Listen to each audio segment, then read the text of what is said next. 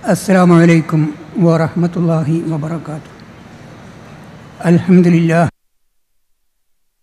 لهذا وما كنا لنهتدي لولا أن هدانا الله والصلاة والسلام على محمد رسول الله خاتم النبيين وعلى آله وصحبه أجمعين. أما بعد, വേദിയിലുള്ള ഞാൻ ഏറെ ആദരിക്കുന്ന പണ്ഡിതകാരനവർ കരുവള്ളി മുഹമ്മദ് മൗലവി, എൻ്റെ ചിരകാല സുഹൃത്ത് കുഞ്ഞു മുഹമ്മദ് മദനി പറപ്പൂര്, അബ്ദുൽ ജബ്ബാർ മൗലവി, ഇവിടെയുള്ള ബഹുമാന്യരായ അതിഥികൾ, ഇവരെയൊക്കെ ഞാൻ ആദരിക്കുകയും അവരുടെയൊക്കെ സാന്നിധ്യത്തെ വിലമതിക്കുകയും ചെയ്യുന്നു. ഇവിടെ ഒരു കാര്യം ഞാൻ പ്രത്യേകം ഊന്നി പറയാൻ ഉദ്ദേശിക്കുകയാണ്. ഇസ്ലാഹി പ്രസ്ഥാന രംഗത്ത് കുറേ കാലം എഴുതുകയും പ്രസംഗിക്കുകയുമൊക്കെ ചെയ്ത ഒരു വ്യക്തിയാണ്. ഇപ്പോഴും രംഗം വിട്ടിട്ടില്ല. പക്ഷേ ഇസ്ലാഹി പ്രസ്ഥാന രംഗത്തുള്ള ആരെയും ആക്ഷേപിക്കാൻ എനിക്ക് താല്പര്യമില്ല. ഇവിടെ 2-3 സംഘടനകളിൽ ഒരുപാട് നേതാക്കന്മാരും ഒരുപാട് പ്രവർത്തകന്മാരുമുണ്ട്. അവരെയൊക്കെയും ഞാൻ സഹോദരന്മാരായിട്ടാണ് കാണുന്നത്. ആരുടെയും പേര് ഞാൻ എടുത്തു പറയുന്നില്ല, ഒരു സംഘടനയും ഞാൻ പ്രത്യേകം പേരെടുത്ത് പറയുന്നില്ല. തൗഹീദ് എന്ന ആശയത്തിലേക്ക് ജനങ്ങളെ ക്ഷണിക്കുക, വമൻ അഹ്സനു ഖൗലൻ മിമ്മൻ ദആ ഇലല്ലാഹ്, അള്ളാഹുവിലേക്ക് വിളിക്കുന്നവൻ്റെ വാക്കിനേക്കാൾ നല്ല വാക്ക് പറയുന്നവൻ ആരുണ്ട് എന്ന് ഖുർആനിൽ പറഞ്ഞ അള്ളാഹുവിലേക്ക് വിളിക്കുക, അള്ളാഹുവിൻ്റെ മാർഗത്തിലേക്ക് ജനങ്ങളെ ക്ഷണിക്കുക എന്ന ദൗത്യം നിർവഹിക്കുന്നവരാണ് ഇവിടെയുള്ള എല്ലാ ഇസ്ലാഹി നേതാക്കന്മാരും പണ്ഡിതന്മാരും പ്രവർത്തകന്മാരും എന്ന് ഞാൻ കരുതുന്നു. ഇതിനർത്ഥം എല്ലാവരുടെയും എല്ലാ വീക്ഷണങ്ങളോടും 100% യോജിക്കുന്നു എന്നല്ല. അത് മിക്കവാറും അസാധ്യമായ കാര്യമാണ്. പടച്ചവൻ നമ്മയെല്ലാം വളരെ വ്യത്യസ്തമായ ഘടനയോടുകൂടിയാണ് സൃഷ്ടിച്ചിട്ടുള്ളത്. നമ്മുടെ ശരീരവും മനസ്സും നമ്മുടെ സാഹചര്യങ്ങളും ഒക്കെ വളരെ വളരെ വൈവിധ്യമുള്ളതാണ്. ഈ വൈവിധ്യം തന്നെയും അള്ളാഹു ഉദ്ദേശിച്ചതാണ്. ഈ ലോകത്ത് നിലനിൽക്കുന്ന വൈവിധ്യം, മനസ്സുകളുടെയും ശരീരങ്ങളുടെയും ചിന്തകളുടെയും അഭിരുചികളുടെയും താല്പര്യങ്ങളുടെയും എല്ലാം വൈവിധ്യം, ഈ വൈവിധ്യം പടച്ചതമ്പുരാൻ്റെ മഹത്തായ ദൃഷ്ടാന്തങ്ങളുടെ കൂട്ടത്തിൽപ്പെട്ടതാണ്. അപ്പോൾ ആ വൈവിധ്യത്തിൻ്റെ പ്രകടനത്തോട് എന്തെങ്കിലും തരത്തിലുള്ള അനിഷ്ടം പ്രകടിപ്പിക്കുന്നതിന് പകരം ആ വൈവിധ്യവുമായി യോജിച്ചു പോകുവാൻ, അതിലെന്തെങ്കിലുമൊക്കെ വ്യത്യാസങ്ങളും ഉണ്ടാകും, വീക്ഷണങ്ങളിൽ വ്യത്യാസങ്ങളുണ്ടാകാം, സമീപനങ്ങളിൽ വ്യത്യാസങ്ങളുണ്ടാകാം. ഒരുപക്ഷെ ഒരു ആയത്തിൻ്റെയോ ഒരു ഹദീസിൻ്റെയോ ആശയം മനസ്സിലാക്കുന്നിടത്തും വിശദീകരിക്കുന്നിടത്തും വ്യത്യാസമുണ്ടാകാം. അതൊക്കെ ഉണ്ടെങ്കിലും ഖുർആനിൻ്റെയും ഹദീസിൻ്റെയും അടിസ്ഥാനത്തിൽ ജീവിക്കാൻ ആഗ്രഹിക്കും, ആ രൂപത്തിൽ ദഅവത്ത് നടത്തുകയും ചെയ്യുന്ന എല്ലാ ആളുകളെയും ഞാൻ സഹോദരന്മാരായി വീക്ഷിക്കുന്നു. ആ നിലപാടിൽ വ്യത്യാസമില്ല. അത് നിങ്ങൾക്കും സ്വീകാര്യമാകും എന്ന് ഞാൻ പ്രതീക്ഷിക്കുന്നു എന്ന് ആമുഖമായി പറയട്ടെ. ഇവിടെ എൻ്റെ മുമ്പിലുള്ള വിഷയം ഇത് മാനവിക പ്രതിസന്ധിക്ക് ഖുർആനിക പരിഹാരം എന്നുള്ളതാണ്. മാനവിക പ്രതിസന്ധി എന്ന ഒരു വിശേഷണം തന്നെ ആവശ്യമുണ്ടോ എന്ന് സംശയമാണ്. കാരണം ഈ പ്രതിസന്ധി എന്ന് പറയുന്നത് മനുഷ്യന്മാർ മാത്രം ഉണ്ടാക്കിയതും അനുഭവിക്കുന്നതുമാണ്. ഈ ഭൂമുഖത്തുള്ള ദശലക്ഷക്കണക്കിന് ജന്തുക്കൾ ആരും ഈ ഭൂമിയിൽ ഒരു പ്രതിസന്ധി ഉണ്ടാക്കിയിട്ടില്ല. ലക്ഷക്കണക്കിന് ജന്തുക്കൾ പല പരിസ്ഥിതികളിൽ നമ്മുടെ വനങ്ങളിലും അതുപോലെ നദീതടങ്ങളിലും സമുദ്രങ്ങളിലും ഒക്കെ ജീവിക്കുന്നുണ്ട്. അവിടെ എവിടെയും ഒരു പ്രതിസന്ധിയുമില്ല. പ്രതിസന്ധി എന്ന് പറയുന്നത് മനുഷ്യന്മാർ ജീവിക്കുന്ന പ്രദേശങ്ങളിൽ മാത്രമാണ്.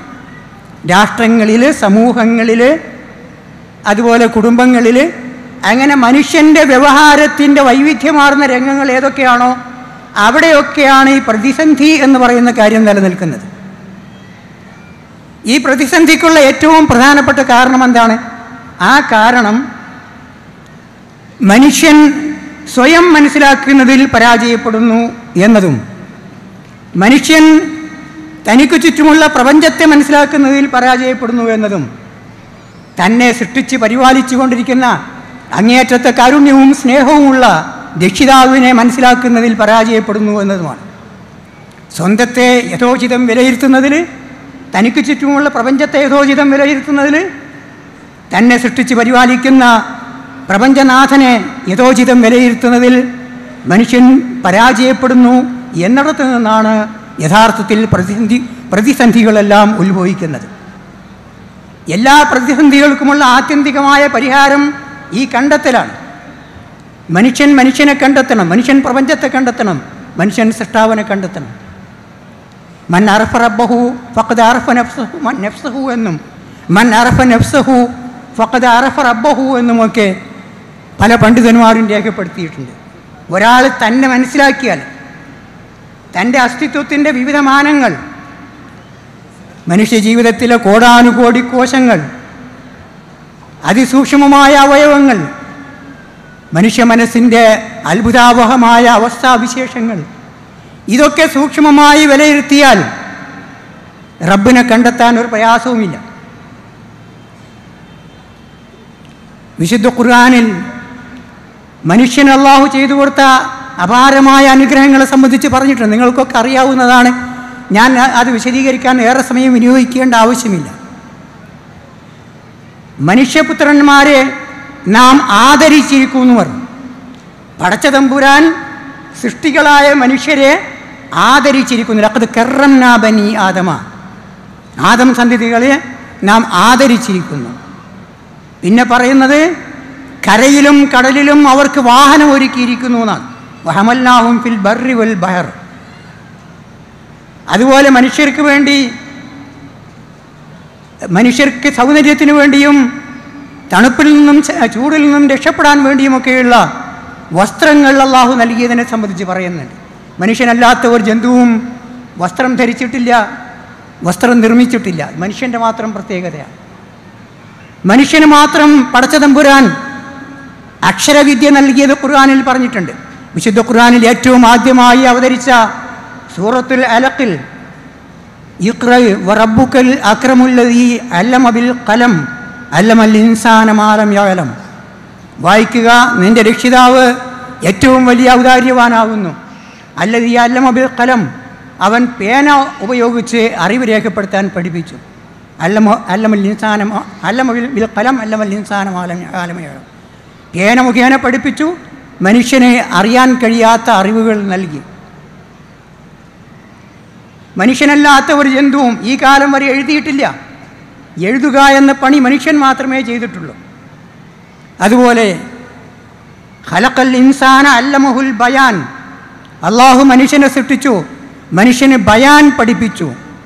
മനസ്സിലുള്ള ആശയം സ്വതന്ത്രമായി വിശദീകരിക്കാനുള്ള കഴിവിനാണ് ബയാൻ എന്ന് പറയുന്നത്. വാഗ് വൈഭവമെന്നോ വാഗ്മിത്വമെന്നോ പ്രസംഗിക്കാനുള്ള കഴിവ് എന്നൊക്കെ നമുക്ക് വേണമെങ്കിൽ പറയാം. ഇത് മനുഷ്യന് നൽകി. ഈ ഭൂമുഖത്ത് മനുഷ്യനല്ലാത്ത ഒരു ജന്തുവും ഇക്കാലം വരെ പ്രസംഗിച്ചിട്ടില്ല. ഇതൊക്കെ മനുഷ്യൻ്റെ ഏറ്റവും വലിയ മൗലികതയാണ്. ഈ മൗലികതയൊക്കെ ഇവിടുത്തെ ഭൗതികവാദത്തിൻ്റെ കാഴ്ചപ്പാടിൽ അമീബ മുതൽ കോടാനുകോടി കൊല്ലങ്ങളിലായി പരിണാമത്തിൻ്റെ പടവുകളിലൂടെ ഉരുണ്ട് പിരണ്ട് മുന്നോട്ട് വന്ന ജന്തുജാലങ്ങളിൽ താരതമ്യേന ഉയർന്ന ഘടനയുള്ള കുരങ്ങ് വർഗത്തിലെ ആൾക്കുരങ്ങുകൾക്ക്, അല്ലെങ്കിൽ ആൾക്കുരങ്ങിലെ തന്നെ കുറച്ചും കൂടി മെച്ചപ്പെട്ട കുരങ്ങുകൾക്ക് അവരുടെ വാല് മുറിയുകയും നട്ടെല്ല് നിവരുകയും അവരുടെ താടിയെല്ലിൻ്റെ ആകൃതി മാറുകയും ഒക്കെ ചെയ്തപ്പോൾ കുരങ്ങിന് ഇവിടുത്തെ ജീവിത സാഹചര്യങ്ങളുമായി ബന്ധപ്പെട്ട പല കാരണങ്ങളാൽ ഒട്ടേറെ മാറ്റങ്ങളുണ്ടായപ്പോൾ ആ കുരങ്ങൻ ഇന്ന് കാണുന്ന മനുഷ്യനായി, അല്ലെങ്കിൽ ആദിമ മനുഷ്യനായി, ഹോമോസാപ്പിയൻ എന്ന ജന്തുവായിട്ട് മാറി എന്നാണ് ഭൗതികവാദം പറയുന്നത്. പക്ഷേ എന്തുകൊണ്ട് എന്ന ചോദ്യത്തിന് ഇവിടെ എന്തുകൊണ്ട് എന്ന് പറഞ്ഞ ഒരുപാട് ചോദ്യങ്ങൾ ചോദിച്ചിട്ട് നമ്മുടെ വിദ്യാർത്ഥികളെയൊക്കെ ആശയക്കുഴപ്പത്തിലാക്കുന്ന പല ആളുകളുമുണ്ട്. എന്തുകൊണ്ട് എന്ന് ചോദിച്ചാൽ മനുഷ്യൻ എന്തുകൊണ്ട് എഴുതുന്നവനായി, മനുഷ്യൻ എന്തുകൊണ്ട് പ്രസംഗിക്കുന്നവനായി എന്നതിനൊക്കെ അതിസൂക്ഷ്മമായ ഉത്തരങ്ങൾ ആധുനിക ശാസ്ത്രം നമുക്ക് പറഞ്ഞു തരുന്നുണ്ട്. ഹ്യൂമൻ ഫിസിയോളജി, മനുഷ്യ ശരീരത്തിൻ്റെ അവയവങ്ങളുടെ കോശങ്ങളുടെ ധർമ്മങ്ങളെ സംബന്ധിച്ച് അതിസൂക്ഷ്മമായി പഠനം നടത്തുന്ന ശാസ്ത്രശാഖയാണ് ഹ്യൂമൻ ഫിസിയോളജി. ആ ഹ്യൂമൻ ഫിസിയോളജി മനുഷ്യൻ്റെ മസ്തിഷ്കത്തിൻ്റെ ഘടനയെ സംബന്ധിച്ച് സൂക്ഷ്മമായി പഠനം നടത്തിയിട്ടുണ്ട്. അങ്ങനെ പഠനം നടത്തിയിട്ട് കണ്ടെത്തിയ യാഥാർത്ഥ്യം, എല്ലാ ജന്തുജാലങ്ങളുടെയും തലച്ചോറിൽ മോട്ടോർ കോർട്ടക്സ് എന്നൊരു ഭാഗമുണ്ട്. തലച്ചോറിലെ ഒരു സെക്ഷൻ്റെ പേരാണത്. ജീവജാലങ്ങളുടെ മസ്തിഷ്കത്തിലെ ഒരു സെക്ഷൻ്റെ പേരാണ് മോട്ടോർ കോർട്ടക്സ് എന്നത്. എന്നാൽ ആ ഭാഗത്ത് മനുഷ്യൻ്റെ തലച്ചോറിന് മാത്രം ഒരു പ്രത്യേകതയുണ്ട്.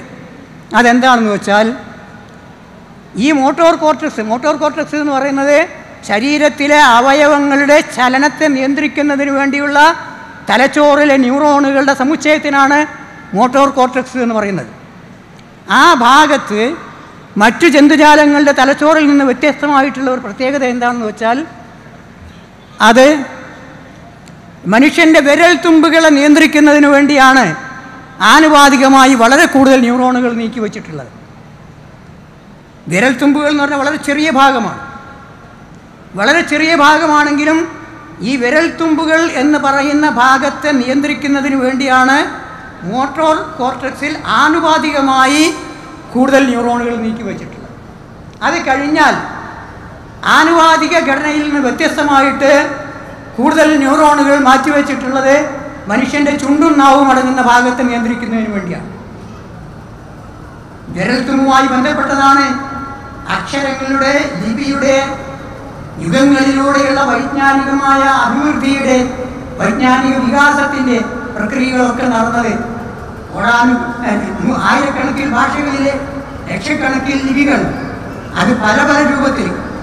കാലിഗ്രാഫി എന്ന് പറഞ്ഞാൽ നിങ്ങൾക്കറിയാം, അതിസുന്ദരമായി ഓരോ ഭാഷയിലെയും അക്ഷരങ്ങൾ ആവിഷ്കരിക്കുന്നതാണ് കാലിഗ്രാഫി. ഈ കാലിഗ്രാഫി എന്ന് പറയുന്ന വിരൽത്തുമ്പുകളിൽ നിന്ന് വാർന്നു വീഴണമെന്നുണ്ടെങ്കിൽ അതിൻ്റെ പിന്നെ അത്ഭുതകരമായ സംവിധാനം അതിൻ്റെ പിന്നിലുണ്ടാകും. അപ്പോൾ വിരൽത്തുമ്പുകളിലൂടെ അത്ഭുതകരമായ ലിപി രൂപങ്ങളെ, അത്ഭുതകരമായ ചിത്രങ്ങളെ, അത്ഭുതകരമായ തന്ത്രി വിന്യാസങ്ങൾ, ഇങ്ങനെ പലതും വിരൽത്തുമ്പുകളിലൂടെ നടക്കേണ്ടതുണ്ട്. ഈ വിരൽത്തുമ്പുകളെ നിയന്ത്രിക്കുന്നതിന് വേണ്ടി മനുഷ്യൻ്റെ മോട്ടോർ കോർട്ടക്സിൽ ആനുപാതികമായി വളരെയേറെ ന്യൂറോണുകൾ മാറ്റിവെച്ചിരിക്കുന്നു എന്നാണ് ഹ്യൂമൻ ഫിസിയോളജി നമ്മോട് പറയുന്നത്. അതേമാതിരി തന്നെയാണ് സവിശേഷമായി മോട്ടോർ കോർട്ടക്സിൽ ആനുപാതികമായി കൂടുതൽ ന്യൂറോണുകൾ നീക്കിവെച്ചിട്ടുള്ളതാണ് മനുഷ്യൻ്റെ ചുണ്ടും നാവും അടങ്ങുന്ന ഭാഗം. ആയിരക്കണക്കിന് ഭാഷകളിലെ വൈവിധ്യമാർന്ന ശബ്ദങ്ങൾ പലതരത്തിൽ പല വ്യത്യാസങ്ങളോടെ, ആരോഹണ അവരോഹണങ്ങളോടെ, അതുപോലെ പലതരത്തിലുള്ള ശബ്ദവ്യത്യാസങ്ങളോടുകൂടെ അതൊക്കെ ആവിഷ്കരിക്കാനുള്ള കഴിവ്, അത് ചുണ്ടും നാവും അടങ്ങിയ ഭാഗവുമായി ബന്ധപ്പെട്ടതാണ്. അപ്പോൾ പടച്ചതമ്പുരാൻ മനുഷ്യൻ്റെ മസ്തിഷ്കം തന്നെ സംവിധാനിച്ചിട്ടുള്ളത് മനുഷ്യൻ എഴുത്തുകാരനും പ്രാസംഗികനുമാകാൻ വേണ്ടിയാണ്. അത് എവിടെയെങ്കിലും വാല് മുറിഞ്ഞപ്പോൾ ഉണ്ടായതല്ല, നട്ടിൽ നിവർന്നപ്പോൾ ഉണ്ടായതല്ല എന്ന് ആധുനിക ശാസ്ത്രം നമ്മോട് പറയുന്നു. ഇത് തന്നെയാണ് വസ്ത്രത്തിൻ്റെയും വാഹനത്തിൻ്റെയും ഒക്കെ കാര്യം. മനുഷ്യനെല്ലാ ജന്തുവും വസ്ത്രം ഉപയോഗിച്ചിട്ടില്ല, വാഹനം ഉപയോഗിച്ചിട്ടില്ല. ഇതൊക്കെ മനുഷ്യനെ പടച്ചവൻ ആദരിച്ചതിൻ്റെ, ഈ ഭൂമിയിൽ ഖലീഫയാകാൻ, ഈ ഭൂമിയിൽ അമാനത്തേറ്റെടുക്കാൻ. ഖുർആനിലെ 2 പ്രത്യേക പദങ്ങളാണ്. ഒന്ന് ഖലീഫ എന്ന പദം, ഈ ഭൂമിയിലൊരു സ്ഥാനപതി. അത് വലിയ ദൗത്യമാണ്. ഈ ഭൂമിയിലെ ജന്തുജാലങ്ങളുടെ കൂട്ടത്തിൽ ഒരു ജന്തുവും ഏറ്റെടുക്കാത്ത ദൗത്യമാണ് ഈ ഭൂമിയിലെ സ്ഥാനപതി എന്ന ദൗത്യം. ആ ദൗത്യം ഏറ്റെടുക്കുന്ന ആരും അവിശ്വസ്തത കാണിക്കാൻ സാധ്യതയുണ്ട് എന്ന് മലക്കുകൾ തന്നെ നേരത്തെ മനസ്സിലാക്കിയിരുന്നു. അതജഅലു ഫീഹാ മൻ യുഫ്സിദു ഫീഹാ വയസ്ഫിക്കു ദിമാ, ഈ ഭൂമിയിൽ നാശമുണ്ടാക്കുകയും രക്തം ചിന്തുകയും ചെയ്യുന്ന ആളുകളെയാണോ ഇവിടെ നിശ്ചയിക്കാൻ പോകുന്നത് എന്ന് മലക്കുകൾ പടച്ചവനോട് ചോദിച്ചു എന്ന് പറയും. പടച്ചവൻ നൽകുന്ന മറുപടി, നിങ്ങൾക്കറിയാത്ത പല കാര്യങ്ങളും എനിക്കറിയാമെന്ന്. കുഴപ്പമുണ്ടാക്കാനുള്ള സാധ്യത, രക്തം ചിന്താനുള്ള സാധ്യത, അതൊക്കെ മനുഷ്യൻ്റെ കൂടെയുള്ളതാണ്. എന്നാൽ ഈ ഭൂമിയെ അത്ഭുതകരമായ വികസനത്തിൻ്റെ കൊടുമുടിയിലേക്ക് എത്തിക്കുന്നതിൽ മനുഷ്യൻ്റെ പഠനങ്ങൾ, ശാസ്ത്രം, സാങ്കേതിക വിദ്യ അതൊക്കെ വഹിച്ച പങ്കിന് തുല്യമായ ഒരു പങ്ക് ഈ ഭൂമിയിലെ മറ്റൊരു ജന്തുവും വഹിച്ചിട്ടില്ല എന്ന കാര്യം നമുക്കറിയാം. അതാണ് അമാനത്തുമായി ബന്ധപ്പെട്ട പ്രശ്നം. സൂറത്തുൽ അഹ്സാബിൽ അല്ലാഹു അതിനെപ്പറ്റി പറഞ്ഞിട്ടുണ്ട്. ഇന്നാ അറളനൽ അമാനത്തല സമാവാതി വൽ അർളി ഫബൈന അൻ യഹ്മിൽനഹാ വഅഷ്ഫഖ്ന മിൻഹാ വഹമലഹൽ ഇൻസാനു ഇന്നഹു കാന ളലൂമൻ ജഹൂല. ഞാനത് വിശദീകരിക്കുന്നില്ല. അമാനത്ത് മനുഷ്യരോട്, ജീവജാലങ്ങളോട്, സസ്യജാലങ്ങളോട്, ഈ പ്രപഞ്ചത്തിലുള്ള സൃഷ്ടിപ്രതിഭാസങ്ങളോട് വിശ്വസ്തയോടെ വർത്തിക്കുക എന്ന ബാധ്യത, ആ ബാധ്യത ഇവിടെയുള്ള ചരാചരങ്ങളുടെ മുമ്പിൽ അള്ളാഹു അവതരിപ്പിച്ചു. പക്ഷെ അവക്കൊന്നും അത് ഏറ്റെടുക്കാനുള്ള കഴിവുണ്ടായിരുന്നില്ല. മനുഷ്യന് മാത്രമേ കഴിവുണ്ടായിരുന്നുള്ളൂ. മനുഷ്യനത് ഏറ്റെടുത്തു. പക്ഷേ അത് ഏറ്റെടുക്കുന്നതിൽ പൂർണ്ണ വിശ്വസ്തത പാലിക്കാൻ, പൂർണ്ണമായി ബാധ്യത നിർവഹിക്കാൻ മനുഷ്യർ തയ്യാറായിട്ടില്ല. ഇന്നഹു കാന ളലൂമൻ ജഹൂല. തീർച്ചയായും മനുഷ്യൻ ഏറ്റവും വലിയ അക്രമിയും ഏറ്റവും വലിയ അവിവേകിയുമാകുന്നു. ഏറ്റവും വലിയ അക്രമികളും ഏറ്റവും വലിയ അവിവേകികളുമായിട്ട് മനുഷ്യർ മാറിയിരിക്കണം. നിങ്ങൾക്കറിയാമല്ലോ, IS ലോകത്ത് നടന്ന ഒരു സംഭവം ഞാൻ കൂടുതൽ വിശദീകരിക്കുന്നില്ല. ഒരു ജിഹാദി, IS ഒരു ജിഹാദി, അല്ലെങ്കിൽ IS ഒരു മുജാഹിദ് എന്ന വാക്ക് പറയുമ്പോൾ എനിക്ക് വളരെ വൈമനസ്യമുണ്ട്. IS വേണ്ടി അവർ തെറ്റിദ്ധരിച്ചിട്ടുള്ള തീർത്തും അക്രമപരവും അധാർമികവുമായ ജിഹാദ് നടത്തിക്കൊണ്ടിരിക്കുന്ന ഒരു ചെറുപ്പക്കാരൻ തൻ്റെ മാതാവിൻ്റെ കഴുത്തറുത്ത് കൊന്നു. എന്തുകൊണ്ട്? ഈ IS നാട്ടിൽ നമ്മൾ നിൽക്കേണ്ട, വേറെ എവിടെക്കെങ്കിലും പോവുക എന്ന് മാതാവ് മകനോട് പറഞ്ഞു എന്നുള്ള ഒറ്റ കുറ്റമല്ലാതെ വേറൊരു കുറ്റവും ചെയ്തിട്ടില്ല. എന്നാൽ ഖുർആനിൽ പറയുന്നത് അള്ളാഹു അല്ലാത്തവരെ ആരാധിക്കാൻ മാതാപിതാക്കന്മാരെ നിർബന്ധിച്ചാൽ ആ കാര്യം അനുസരിക്കാൻ പാടില്ല. എന്നാൽ സാഹിബുഹുമാ ഫി ദുനിയാ മഅറൂഫ, ഈ ദുനിയാവിലെ ജീവിത കാര്യങ്ങളിലൊക്കെ ഏത് കാര്യത്തിലും ശിർക്ക് ചെയ്യാൻ നിർബന്ധിക്കുന്ന മാതാപിതാക്കളാണെങ്കിൽ പോലും ആ ശിർക്ക് ചെയ്യാൻ വേണ്ടിയുള്ള ആവശ്യം, ആ ഡിമാൻഡ് തള്ളിക്കളയണം. പക്ഷേ സാഹിബുഹുമാ ഫി ദുനിയാ മഅറൂഫ, ഈ ലോകത്ത് ഏറ്റവും നല്ല രൂപത്തിൽ അവരോട് സഹവർത്തിക്കണം. അപ്പോൾ മാതാപിതാക്കന്മാരുടെ ആദർശം എന്താണെങ്കിലും നിലപാട് എന്താണെങ്കിലും നമുക്ക് അംഗീകരിക്കാൻ പറ്റാത്ത നിലപാടാണെങ്കിൽ പോലും അംഗീകരിക്കാൻ പറ്റാത്തത് മാറ്റി നിർത്തുകയും മാതാപിതാക്കൾ എന്ന നിലയ്ക്ക് ഈ ലോകത്ത് അവരോട് ഏറ്റവും നല്ല സഹവാസം പുലർത്തുകയും ചെയ്യണം എന്ന് വിശുദ്ധ ഖുർആനിൽ സൂറത്തുൽ ലുഖ്മാനിൽ അല്ലാഹു പഠിപ്പിക്കുന്നു. ഇതാണല്ലോ ഇസ്ലാമിൻ്റെ പേരിൽ ജിഹാദ് നടത്തുന്ന ആളുകളുടെ മനസ്സിലുണ്ടാകേണ്ടത്. അവർ നയിക്കുന്ന നേതാക്കന്മാരുടെ മനസ്സിൽ അബൂബക്കർ ബഗ്ദാദിയെ പോലെയുള്ള ആളുകളുടെ ജിഹാദിനെ പറ്റിയുള്ള വീക്ഷണം എങ്ങനെയാണല്ലോ ഉണ്ടാവേണ്ടത്. പക്ഷേ നമ്മൾ വേറെ ഏതെങ്കിലും നാട്ടിൽ പോകാമെന്ന് ഒരു മാതാവ് പറഞ്ഞപ്പോഴേക്ക് ആ മാതാവിൻ്റെ കഴുത്തറുത്ത് കൊല്ലാൻ തയ്യാറായി എന്നല്ല. അപ്പോൾ ജിഹാദിൻ്റെ അമാനത്ത്, ജിഹാദിലുള്ള വിശ്വസ്തത, അത് എത്രമാത്രം ധാർഷ്ട്യത്തോടെ, എത്രമാത്രം മനുഷ്യത്വ വിരുദ്ധമായി അത് ലംഘിച്ചു എന്നതാണ് IS നാട്ടിൽ നിന്ന് നമുക്ക് കിട്ടുന്ന റിപ്പോർട്ട്. ഞാനത് കൂടുതൽ വിശദീകരിക്കുന്നില്ല. ഞാൻ എൻ്റെ വിഷയത്തിലേക്ക് മുന്നോട്ട് പോവുകയാണ്. അപ്പോൾ ഈ അമാനത്ത്, ഈ ഭൂമിയിൽ അള്ളാഹു സൃഷ്ടിച്ച സൃഷ്ടികളോടും അള്ളാഹുവോടും നമുക്കുള്ള അമാനത്ത്, അത് അന്യൂനമായി നിർവഹിക്കുക എന്നതാണ് പ്രതിസന്ധികൾ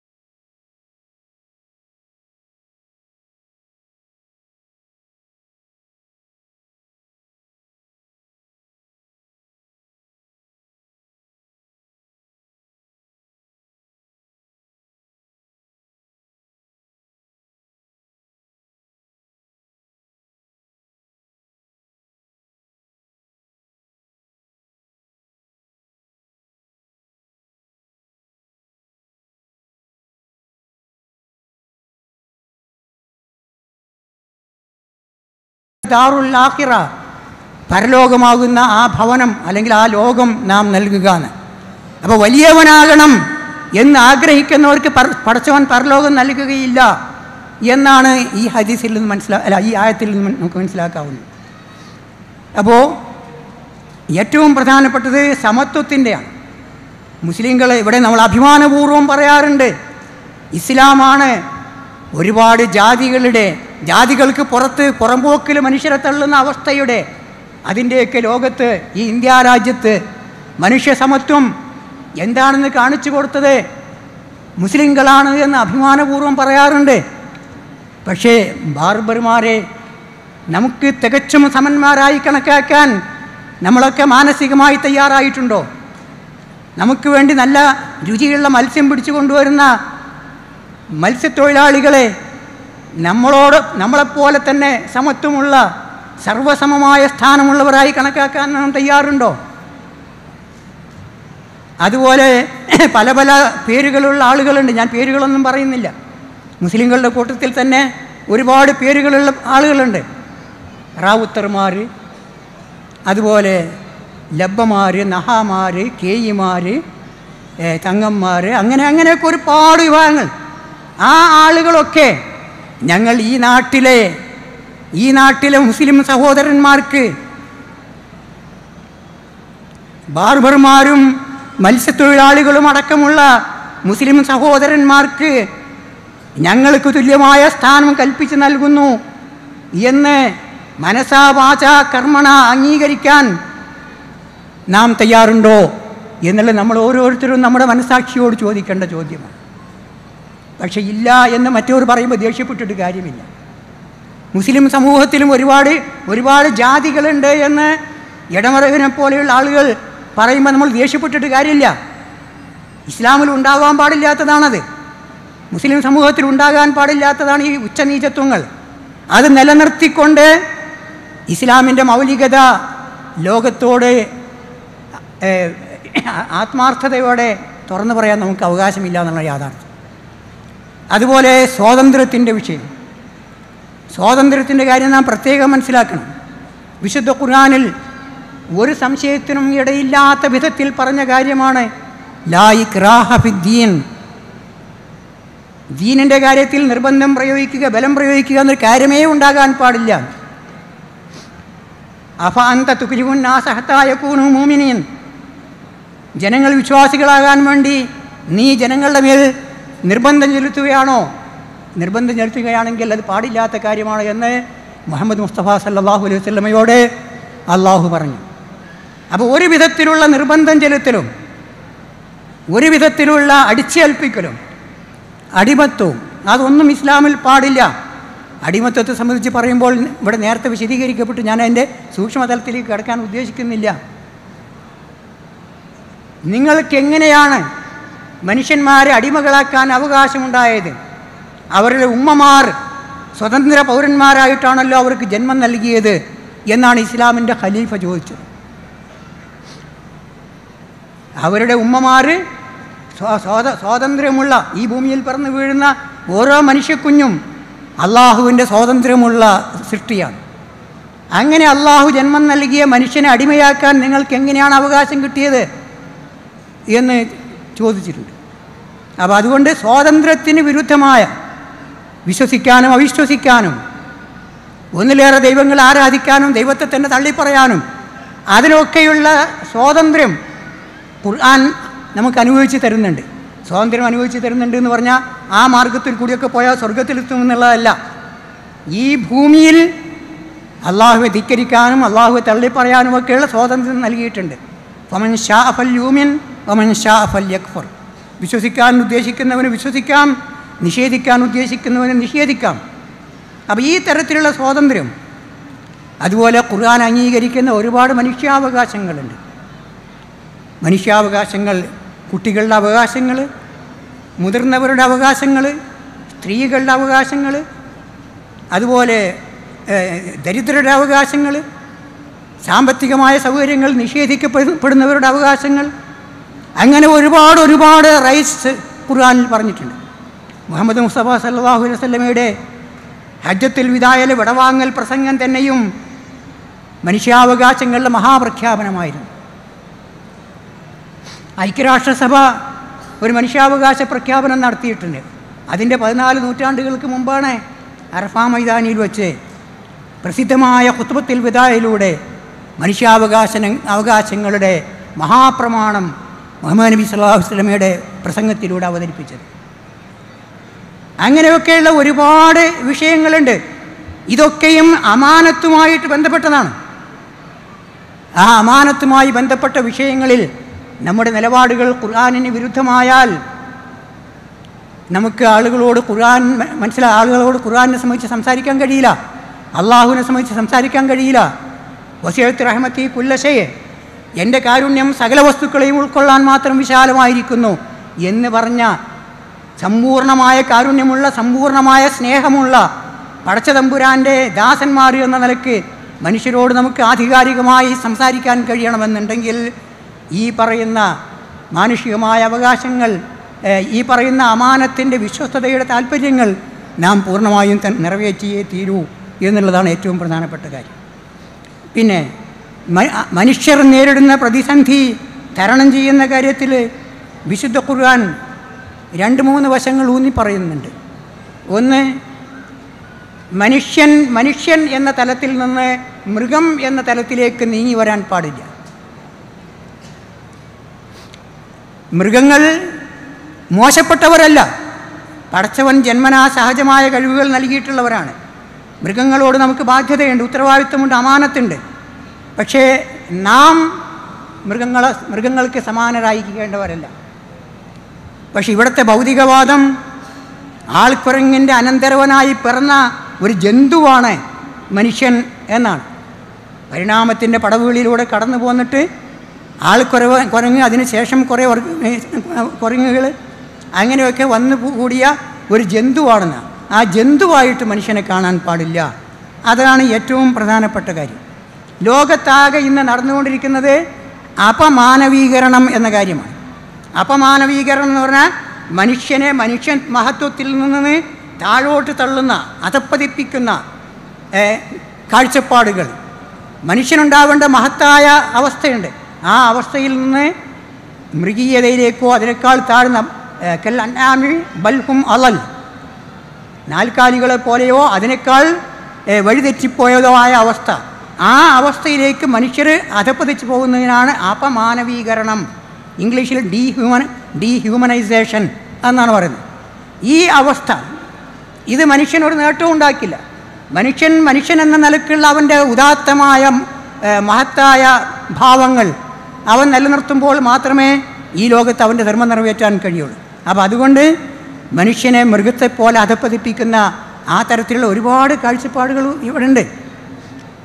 ഇപ്പോൾ നിങ്ങൾ നോക്കൂ, വിവാഹം എന്ന ഏർപ്പാട് പിന്തിരിപ്പനാണ് എന്നാണ് ഈ ലോകത്ത് കിഴക്കും പടിഞ്ഞാറുമുള്ള സെക്കുലറുകൾ എന്ന് അവകാശപ്പെടുന്ന ഒരുപാട് ആളുകൾ ഇപ്പോൾ ഉറക്കെ പറഞ്ഞുകൊണ്ടിരിക്കുന്നത്.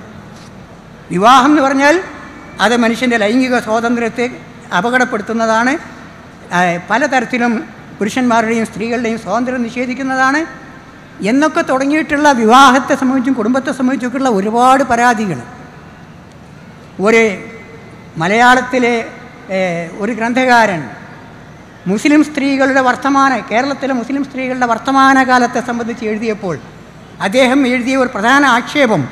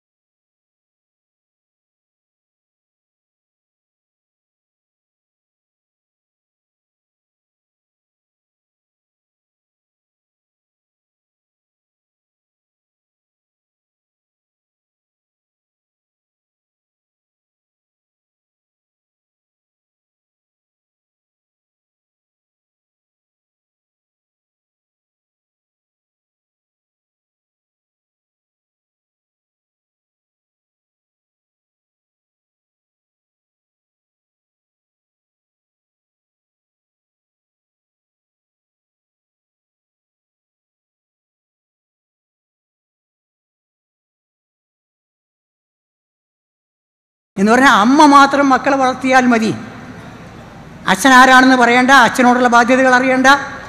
അങ്ങനെ ഫാദർലെസ് സൊസൈറ്റി, അച്ഛനില്ലാത്ത സൊസൈറ്റി ആയിട്ട് മാറിക്കൊണ്ടിരിക്കുകയാണ്. മറ്റൊരു തരത്തിൽ പറഞ്ഞാൽ വ്യഭിചാരാധിഷ്ഠിത സമൂഹം. അപ്പോൾ മുസ്ലിം സമൂഹം വിവാഹാധിഷ്ഠിത സമൂഹം എന്ന അവസ്ഥ മാറിയിട്ട് വ്യഭിചാരാധിഷ്ഠിത സമൂഹമായാൽ ഈ സെക്കുലറിസ്റ്റുകൾക്കൊക്കെ സന്തോഷമായിരിക്കും, ആക്ഷേപം ഉണ്ടാവില്ല.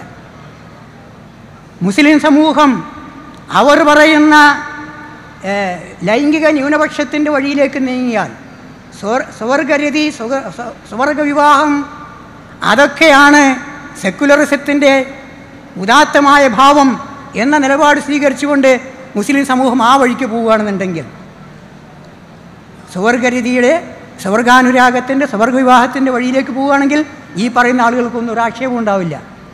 അതൊന്നും പാടില്ല എന്ന് പറഞ്ഞാൽ മനുഷ്യത്വ വിരുദ്ധമാണ്, മനുഷ്യാവകാശ വിരുദ്ധമാണ് എന്നൊക്കെയാണ് ഇവിടെയുള്ള പല ആളുകളും പറയുന്നത്. ഇപ്പോൾ സുപ്രീം കോടതിയുടെ മുമ്പിൽ വീണ്ടും വീണ്ടും ഹർജികൾ വന്നുകൊണ്ടിരിക്കുകയാണ്. ഈ സ്വർഗ വിവാഹത്തിനും സ്വർഗ അനുരാഗത്തിനും ഒക്കെ അനുവാദം വേണം, നിയമപരമായ അനുവാദം വേണം. അത് ധർമ്മത്തിൻ്റെ ഒരു ഭാഗമായിട്ട് തന്നെ അംഗീകരിക്കണം, മനുഷ്യധർമ്മത്തിൻ്റെ ഒരു ഭാഗമായിട്ട് അത് അംഗീകരിക്കണം. അപ്പോൾ ഈ രൂപത്തിലാണ് ലോകം നീങ്ങിക്കൊണ്ടിരിക്കുന്നത്. അപ്പോൾ ഈ കാലഘട്ടത്തിലൊക്കെ എന്താണ് കുടുംബത്തിൻ്റെ മഹത്വം, എന്താണ് വിവാഹത്തിൻ്റെ ആവശ്യം, ഇത്തരത്തിലൊക്കെയുള്ള കാര്യങ്ങളെ സംബന്ധിച്ച് വളരെ ആധികാരികമായിട്ട് ആധുനിക ശാസ്ത്രത്തിൻ്റെ, ആധുനിക സാമൂഹ്യ ശാസ്ത്രത്തിൻ്റെ, ആധുനിക ജീവശാസ്ത്രത്തിൻ്റെയൊക്കെ വെളിച്ചത്തിൽ ഈ ലോകത്തെ മാനവരാശിയെ മനസ്സിലാക്കി കൊടുക്കാൻ നമുക്ക് ബാധ്യതയുണ്ട്. ഞാനത് കൂടുതൽ വിശദീകരിക്കുന്നില്ല. അപ്പോൾ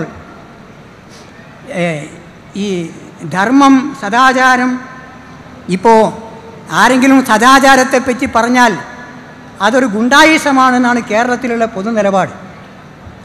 സദാചാര വിരുദ്ധമായ നീക്കങ്ങൾ ഉണ്ടാവരുത് എന്ന് ആരെങ്കിലും പറഞ്ഞാൽ അയാളുടെ ആ നിലപാട് സദാചാര ഗുണ്ടായിസമാണ് എന്നതാണ് ഇവിടെയുള്ള സെക്കുലറിസ്റ്റുകൾ എന്ന് പറയുന്ന ചില ആളുകളൊക്കെ ഉയർത്തിക്കൊണ്ടിരിക്കുന്ന അവരുടെ കാഴ്ചപ്പാടതാണ്. ഇതൊക്കെ തന്നെയും അമാനത്തിന് വിരുദ്ധമായ, വിശ്വസ്തതയ്ക്ക് വിരുദ്ധമായ കാര്യങ്ങളാണ്. ഞാൻ എൻ്റെ സംസാരം കൂടുതൽ നീട്ടുന്നില്ല. ഇസ്ലാം രണ്ട് കാര്യങ്ങൾ വളരെയേറെ ഊന്നി പറയുന്നു. ഒന്ന്, മാനവിക പ്രതിസന്ധിയെ തരണം ചെയ്യുവാൻ മനുഷ്യർ തന്നെ പ്രതിജ്ഞാബദ്ധരായി മുന്നോട്ട് വരേണ്ടതുണ്ട്. ആരുടെയും ബലപ്രയോഗമോ നിർബന്ധമോ ഇല്ലാതെ തന്നെ മനുഷ്യർ തയ്യാറാവേണ്ടതുണ്ട്. സൂറത്തുൽ ബലദിലെ ഫലഖ്തഹമൽ അഖബ എന്ന് തുടങ്ങുന്ന ആയത്തുകൾ നിങ്ങൾക്ക് പരിശോധിക്കാവുന്നതാണ്. ഫലഖ്തഹമൽ അഖബ എന്ന് പറഞ്ഞാൽ ആ മലമ്പാത അവൻ താണ്ടിക്കടന്നില്ല, അല്ലെങ്കിൽ ആ പ്രതിസന്ധി തരണം ചെയ്യുന്നതിൽ അവൻ വിജയിച്ചില്ല എന്നാണ്. ഫലഖ്തഹമൽ അഖബ, ആ അഖബ താണ്ടിക്കിടക്കണമെന്നുണ്ടെങ്കിൽ എന്തു ചെയ്യണം?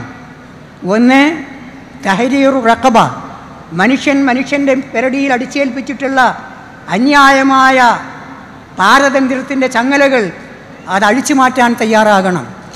അടിമത്വം അവസാനിച്ചിട്ടുണ്ടെങ്കിലും ഈ ഭൂമിയിൽ എത്രയോ കോടി മനുഷ്യന്മാർ ഇന്ന് അടിമകളായി കഴിയുന്നുണ്ടെന്നാണ്. അടിമത്വം എന്നുള്ള പേരിലല്ല, വേറെ പല പേരുകളിലും. അവിടെ വലിയ സംഖ്യ ഓഫർ ചെയ്തിട്ട് വിസയ്ക്ക് വിടുന്ന സംഖ്യ വാങ്ങിയിട്ട് അവിടെ ചെന്നിട്ട് ജോലിയില്ലാതെ പുറന്തള്ളിയിട്ട് ഇവൻ്റെ അടുത്തുനിന്ന് മാസം തോറും ഇവൻ വേറെ ജോലി ചെയ്ത് അതിന് പാട്ടം വാങ്ങുന്ന ഏർപ്പാടുണ്ട്. അടിമത്വത്തെക്കാൾ നികൃഷ്ടമായ സമ്പ്രദായമാണ്. നമ്മുടെ പല നാടുകളിലും അറബ് നാടുകളിലുമൊക്കെ ആ ഏർപ്പാട് നിലനിൽക്കുന്നുണ്ട്. ഞാൻ ഉദാഹരണം പറഞ്ഞെന്ന് മാത്രമേ ഉള്ളൂ. അപ്പോൾ മനുഷ്യൻ്റെ മേൽ പാരതന്ത്ര്യത്തിൻ്റെ ചങ്ങലകൾ ഏത് രൂപത്തിൽ അടിച്ചേൽപ്പിച്ചാലും അതൊക്കെയും ഫക്കു റഖബ എന്ന വാക്കിലൂടെ അഴിച്ചു മാറ്റേണ്ടതാണ്. അത് മാറ്റുമ്പോൾ മാത്രമേ മാനവിക പ്രതിസന്ധിയെ നമുക്ക് തരണം ചെയ്യാൻ കഴിയുകയുള്ളൂ. പിന്നെ രണ്ടാമത്തേത് തെസ്കിയ എന്ന കാര്യം. തെസ്കിയ എന്ന് പറഞ്ഞാൽ അറബിയിൽ രണ്ടർത്ഥമുള്ള വാക്കാണ്. ഒന്ന് ശുദ്ധീകരിക്കുക എന്നാണ് അർത്ഥം, മറ്റൊന്ന് വികസിപ്പിക്കുക എന്നാണ് അർത്ഥം. ഖുർആനിൽ ഈ രണ്ടർത്ഥത്തിലും ആ പദം പ്രയോഗിച്ചിട്ടുണ്ട്. സക്കാത്ത് എന്ന അറബി പദം, റിബ എന്ന് പറഞ്ഞാൽ പലിശ, പലിശയിൽ കൂടി സാമ്പത്തിക വളർച്ചയുണ്ടാകും. പക്ഷേ അത് വിശുദ്ധിയുടെ മാർഗമല്ല. സക്കാത്തിലൂടെ സാമ്പത്തികമായ വളർച്ചയുണ്ടാകും. ഫൗലായിക ഹുമുൽ മുളയിഫൂൻ എന്ന് പറഞ്ഞാൽ ദുനിയാവിലും ആഖിറത്തിലും ഇരട്ടി ഇരട്ടിയായി നേട്ടമുണ്ടാക്കുന്നവർ. ആതൈതും മിൻ സക്കാത്തിൻ തുരീദൂന വജ്ഹല്ലാഹ്, അള്ളാഹുവിൻ്റെ മാത്രം പ്രീതി ലക്ഷ്യമാക്കിയിട്ട് സക്കാത്ത് കൊടുക്കുകയാണെങ്കിൽ. ഈ സക്കാത്ത് എന്ന അറബി വാക്കിൽ വിശുദ്ധി എന്ന അർത്ഥം അടങ്ങിയിട്ടുണ്ട്, വികാസം എന്ന അർത്ഥവും അടങ്ങിയിട്ടുണ്ട്. അമർത്യ സെന്നും പാകിസ്ഥാനിലെ മെഹബൂബുൽ ഹക്ക് എന്ന സാമ്പത്തിക ശാസ്ത്രജ്ഞനും കൂടി ആവിഷ്കരിച്ച വെൽഫെയർ എക്കണോമിക്സ് എന്ന് പറയുന്ന സാമ്പത്തിക ശാസ്ത്ര ശാഖയുണ്ട്. ആ ശാഖ പഠിപ്പിക്കുന്നത് മനുഷ്യൻ്റെ കയ്യിൽ വന്ന പണം വ്യവസായിയുടെ, വലിയ കർഷകൻ്റെ, വലിയ വ്യാപാരിയുടെ, സർക്കാരിൻ്റെ കയ്യിൽ വരുന്ന പണം സമൂഹത്തിലെ പാവപ്പെട്ടവരിലേക്ക് ഒഴുക്കി വിടുമ്പോൾ മാത്രമേ സമൂഹത്തിനാകെ തന്നെയും വികാസം ഉണ്ടാവുകയുള്ളൂ എന്നതാണ് ക്ഷേമധനതത്വ ശാസ്ത്രം, വെൽഫെയർ എക്കണോമിക്സ് എന്ന് പറയുന്ന ശാസ്ത്രശാഖ ഇവിടെ പഠിപ്പിക്കുന്നത്. അത് തസ്കിയ എന്നതിൻ്റെയും സക്കാത്ത് എന്നതിൻ്റെയും അർത്ഥപരിധിയിൽ വരുന്ന കാര്യമാണ്. അപ്പോൾ ഒരേ സമയത്ത് മനുഷ്യരെ ശുദ്ധീകരിക്കുകയും അവരെ വികാസോന്മുഖരാക്കി തീർക്കുകയും ചെയ്യുന്ന പ്രക്രിയയുടെ പേരാണ് തസ്കിയ. റസൂൽ സല്ലല്ലാഹു അലൈഹി വസല്ലമയെ അള്ളാഹു നിയോഗിച്ചതിൻ്റെ പ്രധാനപ്പെട്ട ലക്ഷ്യം തസ്കിയാണ്. റസൂല മിൻ അൻഫുസിഹിം യത്ലു അലൈഹിം ആയാതിഹി വയുസക്കീഹിം, അവർക്ക് തസ്കിയ എന്ന മഹത്തായ അവസ്ഥ നൽകാൻ വേണ്ടിയും കൂടിയാണ് മുഹമ്മദ് നബി സല്ലല്ലാഹു അലൈഹി വസല്ലമയെ നിയോഗിച്ചതെന്ന്. അപ്പോൾ തഹരീർ, അതിന് ലിബറേഷൻ എന്ന് പറയാം, വിമോചനം. തഹരീർ എന്ന് പറഞ്ഞാൽ അടിമകളെ മോചിപ്പിക്കുക, പീഡിതരെ മോചിപ്പിക്കുക, കഷ്ടപ്പെടുന്നവരെ മോചിപ്പിക്കുക, സാമ്പത്തികമായി ആളുകൾക്ക് സൗകര്യം കൊടുക്കുക, അതൊക്കെ തഹരീറാണ്. പിന്നെ തികഞ്ഞ സംശുദ്ധമായ ജീവിത നിലപാടുകളിലൂടെ വ്യക്തിക്കും കുടുംബത്തിനും സമൂഹത്തിനും വികാസമുണ്ടാക്കുന്നതിന് തസ്കിയ എന്നാണ് പറയുക. ഈ രണ്ട് മാർഗത്തിലൂടെയാണ് ഇഖ്തിഹാമുൽ അഖബ, പ്രതിസന്ധി തരണം ചെയ്യുക എന്ന കാര്യം നടക്കേണ്ടത് എന്നാണ് വിശുദ്ധ ഖുർആൻ പഠിപ്പിക്കുന്നത്. ഞാനൊരു സംസാരം അവസാനിപ്പിക്കേണ്ട സമയം കഴിഞ്ഞിട്ടുണ്ട്. അപ്പോൾ നിങ്ങളൊക്കെ, ഞാനിത് പറയുന്നത് വളരെ സങ്കീർണമായ ഒരു കാലഘട്ടത്തിൽ ആണ് നാം ജീവിക്കുന്നത്. അടുത്ത മാതൃഭൂമി ആഴ്ച പതിപ്പിൽ കുറേ ലേഖനങ്ങൾ വന്നു, ഇസ്ലാമിനെ പേടിയും ഇസ്ലാമിനെ പേടിയും എന്നൊക്കെ പറഞ്ഞിട്ട്. അതിലൊക്കെ ഇസ്ലാമാണ് ഈ ദുനിയാവിലുള്ള മുഴുവൻ കുഴപ്പങ്ങൾക്കും കാരണം എന്ന് സമർത്ഥിക്കാൻ വേണ്ടിയുള്ള ശ്രമങ്ങളാണ് നടക്കുന്നത്. അങ്ങനെയൊക്കെയുള്ള ശ്രമങ്ങൾ നടക്കുമ്പോൾ സാക്ഷാൽ ഇസ്ലാം എന്താണ്, തെറ്റായി വ്യാഖ്യാനിക്കപ്പെടുന്ന ഇസ്ലാം എന്താണ്, തെറ്റായി പ്രതിനിധാനം ചെയ്യപ്പെടുന്ന ഇസ്ലാം എന്താണ്, മനുഷ്യത്വ വിരുദ്ധമായ അക്രമങ്ങൾക്ക് പ്രമാണമാക്കപ്പെടുന്ന, അന്യായമായി പ്രമാണമാക്കപ്പെടുന്ന ഇസ്ലാം എന്താണ് എന്നുള്ളതൊക്കെ ഈ ലോകത്തോട് തുറന്നു പറയാൻ, അത് ശക്തമായും വ്യക്തമായും ആധുനിക ലോകത്തെ ബോധ്യപ്പെടുത്താനുള്ള ഉത്തരവാദിത്വം ഈ കാലഘട്ടത്തിൽ ഇസ്ലാമിക പ്രബോധകന്മാർക്കുണ്ട് എന്ന് ഞാൻ മനസ്സിലാക്കുന്നു. ഞാനൊരു സംസാരം അവസാനിപ്പിക്കുകയാണ്. അള്ളാഹു നമുക്കെല്ലാം മാനവരാശിയുടെ മുമ്പിലുള്ള അതുല്യമായ ഗ്രന്ഥം, മറ്റെല്ലാ ഗ്രന്ഥങ്ങളിൽ നിന്നും വ്യത്യസ്തമായ ഗ്രന്ഥം, മനുഷ്യരെ എല്ലാ നന്മയിലേക്കും നയിക്കാൻ പ്രാപ്തമായ ഗ്രന്ഥം, മനുഷ്യരെ എല്ലാ തിന്മയിൽ നിന്നും പിന്തിരിപ്പിക്കാൻ പ്രാപ്തമായ ഗ്രന്ഥം, ആ ഗ്രന്ഥത്തെ യഥോചിതം മനസ്സിലാക്കാനും മനസ്സിലാക്കി കൊടുക്കാനുമുള്ള നമ്മുടെ കഴിവ്, നമ്മുടെ അറിവ്, അത് നാം കഴിവിൻ്റെ പരമാവധി ആത്മാർത്ഥമായി വിനിയോഗിക്കണമെന്ന് സഹോദര ബുദ്ധിയ അഭ്യർത്ഥിച്ചുകൊണ്ട് ഞാൻ എൻ്റെ വാക്കുകൾ അവസാനിപ്പിക്കുകയാണ്. റബ്ബനാ ആതിനാ ഫിദ്ദുനിയാ ഹസനത്തൻ വഫിൽ ആഖിറതി ഹസനത്തൻ വഖിനാ അദാബന്നാർ. അസ്സലാമു അലൈക്കും.